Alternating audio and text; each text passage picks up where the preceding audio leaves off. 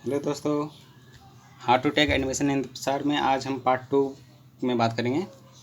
तो उसमें आज इस वीडियो में हम ये टॉपिक कवर करेंगे, एलिजिबिलिटी, सीट्स, कितनी सीट्स हैं, और डॉक्यूमेंट्स, जो कि सबसे इंपॉर्टेंट है। अगर डॉक्यूमेंट्स की कमी हो गई तो उसी टाइम आपका एडमिशन कैंसिल हो जाएगा, कोई टाइम नहीं दिया जाएगा आपको डॉक्यूमेंट्स लाने के लिए।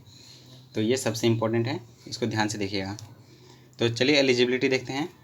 तो साइंस स्ट्रीम होना चाहिए 10+2 में, और PCM और PCM या PCB इनमें 55% से अबव मार्क्स होने चाहिए। इससे कम होगा तो आप फॉर्म फिल नहीं कर पाएंगे।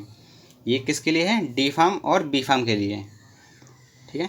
और अगर आपको BPT में जाना है तो उसमें सिर्फ ओनली PCB वाले स्टूडेंट्स ही जा सकते हैं, मैथ्स वाले नहीं जा सकते। और 55% अबव मार्क्स होने चाहिए। और जो एज रिक्वायरमेंट है वो अबव 16 होनी चाहिए, अबव 17 होनी चाहिए, ठीक है। तो चलिए अब सीट्स देख लेते हैं। तो यहाँ पे आप देख सकते हैं बैचलर, कहाँ गया माउस का कर्सर, तो यहाँ बैचलर ऑफ फार्मेसी, इसमें आपको कितने 60 सीट दिखा रखी है ना, बट ये 60 नहीं है, 120 सीट है। 60 सीट्स दिपसार के और 60 सीट्स दिपसरू के। और दिपसार और दिपसरू बता दें क्या क्या है। जो दिपसरू है वो यूनिवर्सिटी है और दिपसार जो है उसका कॉलेज है।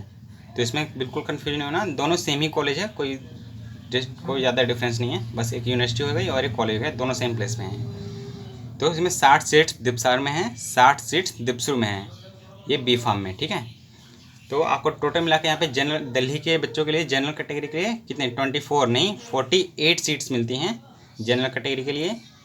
SC कैटेगरी के 14 सीट और ST के लिए 8 सीट्स हैं, ठीक है।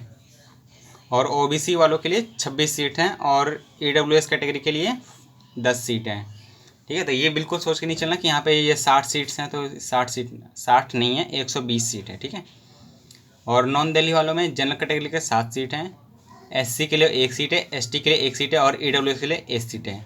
और नॉन दिल्ली OBC के लिए कोई सीट नहीं है, ठीक है। और यहाँ डिफेंस कैटेगरी के लिए भी 3 सीट दे रखी है, 3 सीट नहीं है, अगर इसको 2 से मल्टीप्लाई कर लेना जो भी है, ठीक है। तो हम इसको 60 नहीं 120 लेके चलना है, ठीक है। इसने सिर्फ सिर्फ एक कॉलेज का बता रखा है। और ये आ गए हम डी फार्मेसी, लेटरल एंट्री छोड़ दीजिए।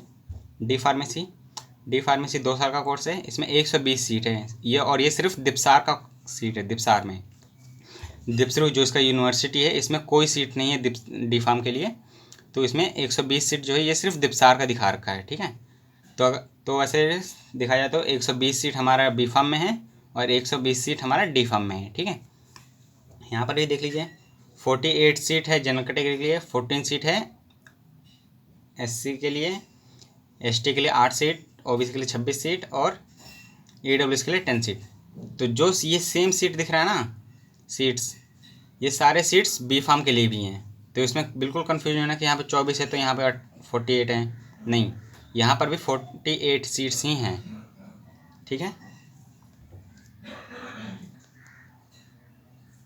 और BPT की बात करें तो BPT के लिए सिर्फ 50 सीट्स हैं ये टोटल, ठीक है। और ये सिर्फ दिपसरू में सीट्स है, दिपसार में BPT नहीं है, ये दिपसरू की सीट्स बताई जा रही है। दिपसरू में 50 सीट है, दिपसार में कोई सीट नहीं है, ठीक है।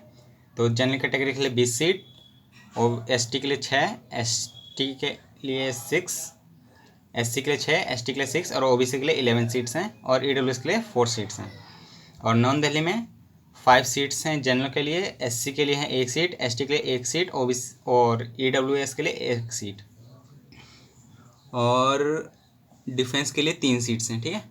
तो नॉन दिल्ली से अगर आप OBC हो तो इससे कोई फ़र्क नहीं पड़ता, आप जनरल कैटेगरी में काउंट किए जाओगे, ठीक है। तो OBC नॉन दिल्ली नहीं है यहाँ पे। एक बार दोबारा देख लेते हैं।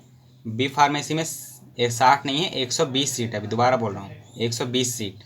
डी फार्मेसी में टोटल 120 सीट है और BPT में टोटल 120 नहीं बल्कि 50 सीट्स हैं ओनली, ठीक है।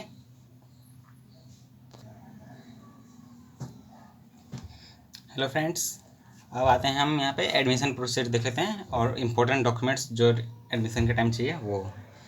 तो यहाँ पे एक वो कैंडिडेट को 9 बजे पहुँच जाना है, जब काउंसलिंग के लिए बुलाएंगे तो 9 बजे तक पहुँच जाना है। और list of original testimonials require, मतलब कि आपको ओरिजिनल डॉक्यूमेंट चाहिए बी फार्म, BPT और डी फार्म एडमिशन के लिए, ठीक है। तो यहाँ पे ट्वेल्थ क्लास का ओरिजिनल मार्कशीट। अभी अगर ओरिजिनल मार्कशीट नहीं आया है तो आप नेट से जो प्रिंट आउट निकला है वो भी ले जा सकते हैं। और डेट ऑफ बर्थ सर्टिफिकेट के लिए आपको 10th क्लास का सर्टिफिकेट ले जाना है, ठीक है। तो 10th क्लास का सर्टिफिकेट लेके चले जाना है। और प्रोविजनल सर्टिफिकेट फ्रॉम स्कूल अभी तो मिला नहीं होगा, तो इस बार कुछ चेंजेस हो सकते हैं वहाँ पे। अगर मिल गया है तो लेके जा सकते हैं। और प्रूफ ऑफ गैप पीरियड, अगर आपने कोई गैप किया है, ड्रॉप आउट स्टूडेंट है, तो अगर कोई आपके पास प्रूफ है तो ले जा सकते हैं, नहीं तो कोई बात नहीं। कैरेक्टर सर्टिफिकेट ले जाना है। Medical certificate from medical practitioner, और मेडिकल सर्टिफिकेट जो बनाना है MBBS डॉक्टर से बनवाना है, गैर डॉक्टर से बनवाना नहीं चलेगा। और ये भी MBBS डॉक्टर से भी ऐसे नहीं बना देना कि वो मतलब लिख के दे देता है ये ऐसे नहीं। उसमें एनेक्सर 1 देखेंगे, अभी हम इस वीडियो में देखेंगे एनेक्सर 1, उसी को आपको प्रिंट आउट करके फिल करना है। और उसी में जो MBBS डॉक्टर होगा वहीं पे साइन करेगा, अपना स्टैंप लगाएगा, ठीक है। और 2 passport size photo, acknowledgement slip जो कि आपका फॉर्म फिल करने के बाद आएगा। और कास्ट सर्टिफिकेट, अगर आप OBC SC ST हैं तो कास्ट सर्टिफिकेट। और कास्ट सर्टिफिकेट नॉन क्रीमिलियर होना चाहिए फॉर OBC कैंडिडेट्स, ठीक है। और इश्यूड आफ्टर 1 जनवरी 2020, मतलब कि 1 जनवरी के बाद ही अगर आपने वो है क्या कहते हैं OBC सर्टिफिकेट बना रखा है तो वही चलेगा, नहीं तो आपको रिन्यू करवाना पड़ेगा। और एनी अदर, अगर आप वो माइनॉरिटी कास्ट वगैरह से बिलोंग करते हैं तो उसके लिए है जैसे डिफेंस हो गया, AWS हो गया, तो उसका सर्टिफिकेट भी ले जाना पड़ेगा। और a copy of Aadhaar card, ठीक है। बस इतना ही डॉक्यूमेंट्स चाहिए और कुछ नहीं चाहिए। और मैं तो बोलूँगा कि इन सबकी 2-3 फोटो कॉपी भी लेकर चले जाना, क्योंकि अगर वहाँ पे डॉक्यूमेंट्स अगर डॉक्यूमेंट्स कमी पड़ी तो आपका एडमिशन डायरेक्ट कैंसिल कर दिया जाएगा। कोई सेकंड चांस नहीं मिलेगा कि जाइए आप घर से डॉक्यूमेंट्स लेके आ सकते हैं, नहीं, उसी टाइम कैंसिल। तो डॉक्यूमेंट्स में एक बार 2-3 बार अच्छे से चेक करना जाते समय कि सारे डॉक्यूमेंट्स हैं कि नहीं है, और सबके 2-3 फोटो कॉपी भी हो सके तो कर लेना। और दोस्तों अभी हम बात कर रहे थे मेडिकल सर्टिफिकेट की, तो मेडिकल सर्टिफिकेट के ये एनेक्सर 1 जो कि प्रोस्पेक्टस में दिया हुआ है, इसी को आप MS वर्ड पे टाइप करके प्रिंट आउट निकलवा सकते हैं, ठीक है। और इसी में जो दिया है यही फिल करना है, ठीक है। जो डॉक्टर वो अपने आप से बनाएगा ना, उसको नहीं ले जाना। ये यहाँ पर जो दे रखा है ये annexure 1 form of medical certificate, तो इसी में हर चीज़ फिल करना है। और यहाँ पे डॉक्टर के वो सिग्नेचर होंगे विद स्टैम्प, ठीक है। तो डॉक्टर जो अपने आप से बना के देगा मेडिकल सर्टिफिकेट, उसको बिल्कुल नहीं ले जाना। इस वाले को MS वर्ड से टाइप करके प्रिंट आउट निकलवा के इसी में फिल करके ले जाना है, ठीक है। और एक और चाहिए होगा एडमिशन के टाइम पे, ये certificate for availing admission against reserve seat. तो अगर आप OBC ST में बिलोंग करते हैं तो आपको ये वाली भी चाहिए होगी, ठीक है। तो इसको भी एक प्रिंट आउट निकलवा के रख लेना।